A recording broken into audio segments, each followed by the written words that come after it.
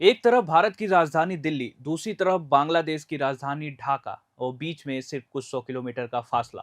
और इन दोनों के बीच शुरू हो गया है नया सियासी विवाद।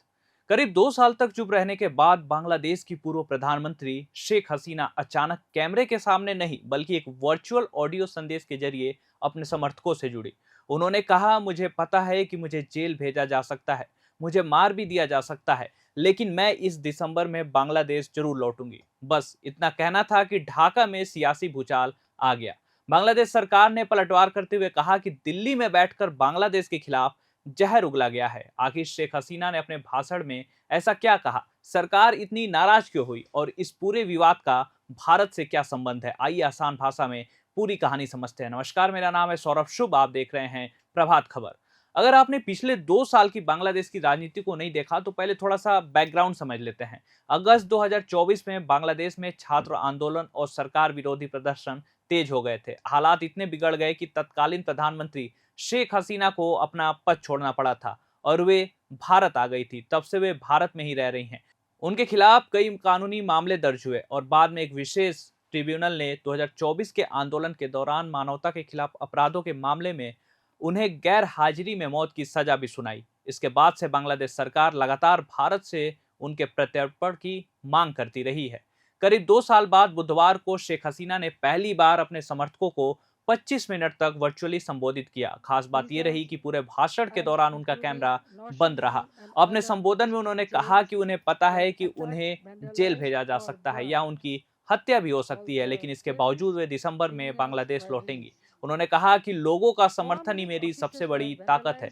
मौत की सजा, झूठे मुकदमे और दिखावटी सुनवाई मुझे डरा नहीं सकती। शेख हसीना ने अपने देश छोड़ने की परिस्थितियों का भी जिक्र किया। उन्होंने कहा कि उन्होंने अपनी इच्छा से बांग्लादेश नहीं छोड़ा था।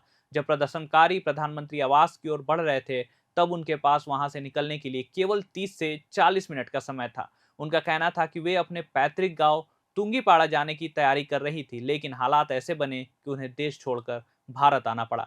लेकिन जैसे उनका भाषण खत्म हुआ, बांग्लादेश सरकार की ओर से तीखी प्रतिक्रिया सामने आई। सरकार ने कहा कि यह बेहद दुखद है कि नरसंहार की दोषी शेख हसीना को दिल्ली में बैठकर मीडिया से बात करने का मौका दिया गया, जहां उन्होंने बांग्लादेश और उसके लोगों के खिलाफ जहरीले बयान दिए। सरकार ने यह भी कहा कि इस तरह के बयान दोनों देशों के रिश्तों के लिए अच्छे नहीं हैं। बांग्लादेश सरकार ने एक और अहम मुद्दा उठाया है। सरकार ने याद दिलाया कि उसने 2013 की भारत बांग्लादेश प्रत्यर्पण संधि के तहत शेख हसीना को वापस भेजने का अनुरोध किया था, लेकिन अब तक भारत की ओर से कोई भी औपचारिक जवाब नहीं मिला है। सरकार का कहना है कि किसी भी बहाने से उन्हें भारत से सार्वजनिक मंच देने से बांग्लादेश के लोगों की भावनाएं आहत हुई है और इससे दोनों देशों के संबंधों पर असर पड़ सकता है। इस बीच शेख हसीना की वर्चुअल बैठक में शामिल पूर्व क्रिकेटर और पूर्व सांसद साकिब अल हसन भी चर्चा में आ गए। रिपोर्ट्स के मुताबिक उनके घर पर कुछ लोगों ने हमला करने की कोशिश की। दावा किया गया कि वहां पेट्रोल बम फेंके गए और ईंट पत्थर भी चलाए गए। हालांकि इस घटना की जांच जारी है। दिलचस्प बात यह रही कि इस बार शेख हसीना के भाषण के बाद वैसी हिंसा देखने को नहीं मिली जैसी आशंका जताई जा रही थी। पिछले साल 5 फरवरी 2025 को उनके पहले वर्चुअल संबोधन के बाद ढाका में बगबंधु शेख मुजीबुर रहमान के ऐतिहासिक आवास पर हमला हुआ था और आवामी लीग के कई नेताओं के घरों में भी तोड़फोड़ हुई थी। इसलिए इस बार भी सुरक्षा एजेंसियां अलर्ट थी, लेकिन भाषण के बाद पूरे बांग्लादेश में राजनीतिक माहौल अपेक्षाकृत शांत रहा। राजनीतिक दलों की प्रतिक्रिया भी दिलचस्प रही। बीएनपी के वरिष्ठ नेताओं ने इस मुद्दे पर सार्वजनिक टिप्पणी करने से इनकार कर दिया। जमात इस्लामी ने कहा कि वो पूरे भाषण का अध्ययन करने के बाद अपना आधिकारिक रुख बताएगी। वही कम्युनिस्ट पार्टी और बांग्लादेश ने भी कहा कि पहले भाषण का विश्लेषण किया जाएगा, उसके बाद ही कोई प्रतिक्रिया दी जाएगी। अब सबसे बड़ा सवाल यही है कि क्या शेख हसीना सचमुच दिसंबर में बांग्लादेश लौटेंगी?